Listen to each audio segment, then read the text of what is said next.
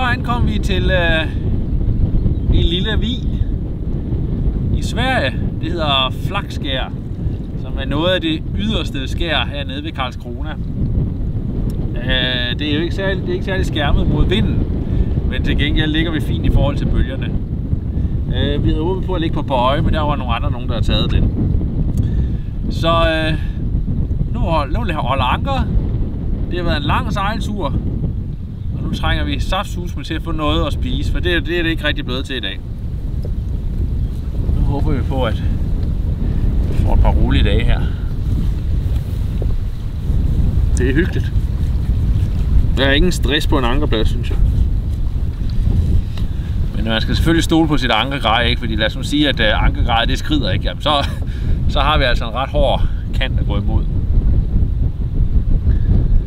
Det hører vi nok. Vores forsejl det er rullet lidt skævt. Da vi rullede det sammen, og det er fordi det blæser en del. Så nu skal lige have rullet det lidt ud og så på plads igen. Det er klart.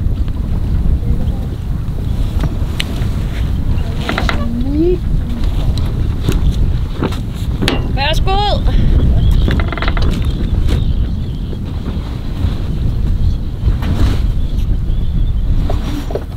10 cm mere, Max. Stop! Fint! Perfekt!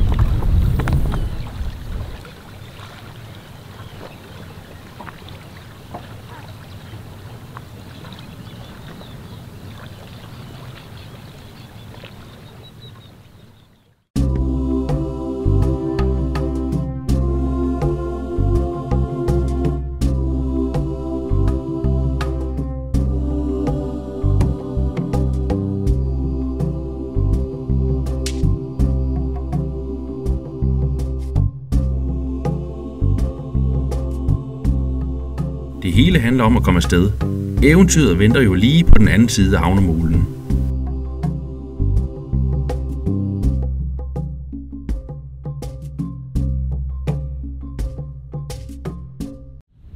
Det er ufattelig fedt at ligge for anker. Der er så mange gode oplevelser ved det. Og stilheden, og man er sig selv og sådan noget, ikke? Men der er også en... ligesom at ligge i en havn, jamen lige sådan er der også nogle gange for anker, hvor man har en rigtig dårlig nat. Og det havde vi i nat. Vi lå for vores anker, og havde kigget på vejrudsigten, og den lå 4-6 meter fra nord-nordøst, eller øst, ja, mellem øst og nord. Og det var rigtig fint, og vi ligger ret godt beskyttet inde i vores bugt. Problemet var bare så, at nede fra Polen af, der kom der nogle store tordenbyer. Og de kom rullende faktisk fra... Ja, det var fra klokken 11 af, og så helt indtil klokken 4. Og de trak sindssygt meget luft med sig. Og det betød, at selvom der ikke var bølger herinde, jamen så vores anker, de kom virkelig på prøve. Og jeg er så taknemmelig for orkene af den holdt, fordi at... Når man ligger herinde i de her bugte, jamen, så er der ikke rigtig noget, altså der er ikke rigtig nogen steder, du kan drive hen, jo, op på nogle klipper. Så du er så afhængig af dit ankerholder. Men vi var stressede, og det betød så også, at Sasha, hun kom på arbejde hele natten. Ja, det var mig, der fik ankervagten i nat på grund af det blæste. Og metoden, man gør det på, det er simpelthen, at man finder et fast punkt, hvor man kan stå, sådan så at når du har svejene frem og tilbage, så har du nogle målepunkter. Og ved mig, der var det bagstedet, og så var det selve, ja, hvad skal vi kalde det, der hvor rattet det sidder fast, og så hele vores måleudstyr, sådan der er der. Og når båden den så svajede fra side til side, så havde jeg mulighed for at måle, om tingene blev større, eller om det flyttede sig. Og det er simpelthen metoden, det er at blive stående helt stille, og så sikre sig, at det er det samme sted. Jeg vil godt sige, at de første 20 minutter, der kører adrenalinen, så der pumper man bare hurtigt, men det handler bare om at tage nogle dybe vejrtrækninger, og så bare blive ved med at følge de punkter. Og sjovt nok, så punkterne, fordi vi har sådan et godt anker, de flyttede sig jo ikke. Så var det bare at holde øje. Ja, planen var, at hvis ankeret det havde drevet, så var det bare, at jeg skulle råbe til Dennis, og så ville det være mig, der startede motoren, og ham, der fløj ud herud. Og så ville det være, at det sekund, han ville fortælle mig, at det var op, så ville vi søge ud, som vi var kommet ind, og så sejle en 1,5-2 timers tid, og så sejle ind til Karlskrona, og så simpelthen lægge os ind i deres store havn. Så vi havde også en plan B til, hvad gør vi, hvis det lige pludselig går galt. Og det ville virkelig være noget, hvor jeg bare råbte ned, og så måtte han simpelthen hoppe op, og så havde vi lagt... Vi vidste godt, at vi ikke kunne få tøj på, så Dennis havde lagt sig til at sove med en lille smule tøj på. Jeg havde taget tøj på. Så havde jeg lagt vores...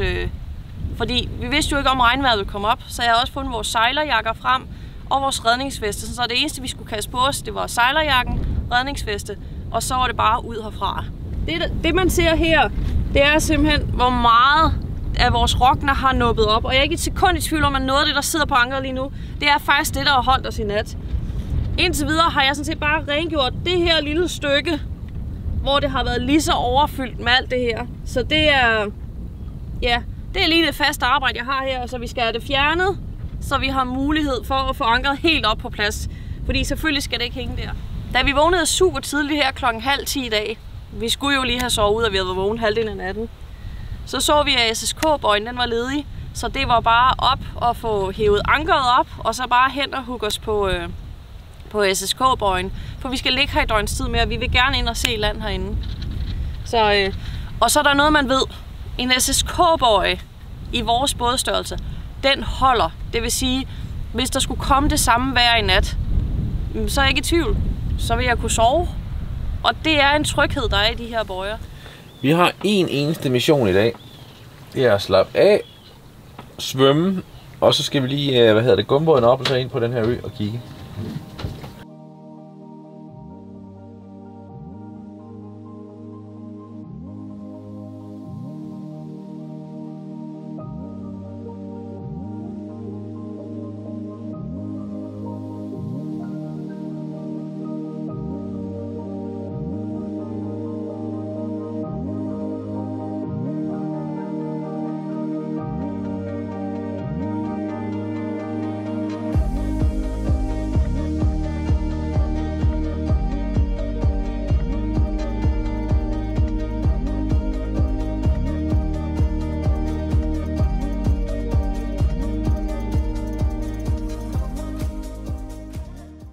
Uden at vide det, er vi faktisk sejlet ind i et område, hvor den kolde krig for alvor kom tæt på svenskerne.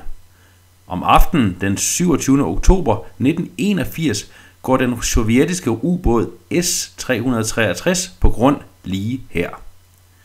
I et forsøg på at udspionere den svenske flådebase i Karlskrona er de kommet alt for tæt på klipperne, og nu kan de ikke komme fri. I flere dage er situationen højspændt, mens der forhandles om, hvad der skal ske med den atombevæbnede ubåd. Næste gang vi besøger området, skal vi helt sikkert hen og se dette område.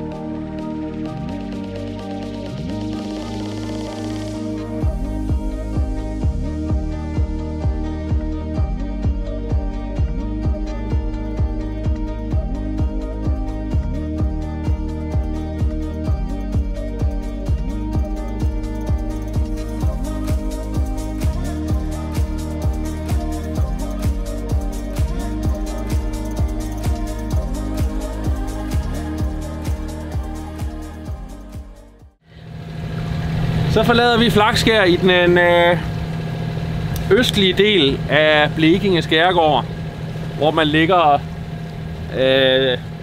ja, de kalder det ydre skær, fordi man ligger langt ude mod havet. Og Flakskær, det er en ret beskyttet bugt, men er ikke beskyttet for vinde, fordi det er så lavt herude. Så ved østlige vinde og faktisk alle retninger, jamen så vil vinden komme ind. Og det fik vi jo mærket den første nat, hvor vi havde en lidt hård nat. I nat har det været helt fantastisk, og hele dagen i går har det været helt fantastisk at ligge herude. Fordi der kommer den her vind, og når der er 30 grader, jamen så er den her vind bare så lækker, og det er bare fantastisk. Nu er kursen sat mod Karlskrona. Vi har brug for noget proviant. Noget af det mad, vi havde med, det er blevet fordavet, fordi altså køleskabet har nogle gange lidt svært ved at følge med, når det bliver så varmt, og det er alt for fyldt. Derudover så tror jeg også, at vi har kun cirka 50 liter vand ombord, så det gør ikke noget, at få fyldt lidt op på det.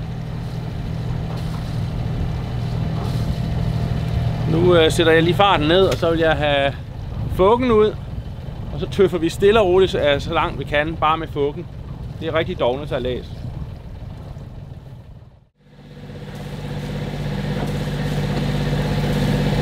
Vi er nu på vej ind af, ja, jeg ved det faktisk ikke, men man kan sige, når man sejler til Karlskrona, så går du igennem de her to, kan man sige, porte, som ligesom lukker det hele af. Fordi Karlskrona er jo en kæmpe stor, altså både er og har været en kæmpe stor, militær befæstning.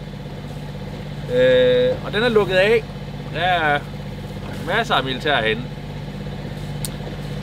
Vi sejler det sidste stykke ind. Vi har jo været i Karlskrona en gang for nogle år siden. Der var det lidt mere kedeligt vejr, men nu er det høj sommer. Havnen, den er forholdsvis stor. Enormt mange gæstepladser. Og så vidt jeg husker, egentlig også okay forhold. Altså bad og toilet, vaskemaskine og alt det der. Og vi går ind, og så giver vi den fuld gas. Jeg er ligesom fornemme på det. Vi skal have ordnet en masse ting. Og så tager vi afsted igen. I morgen satser jeg på. Så vi kan komme ud igen i skærgården.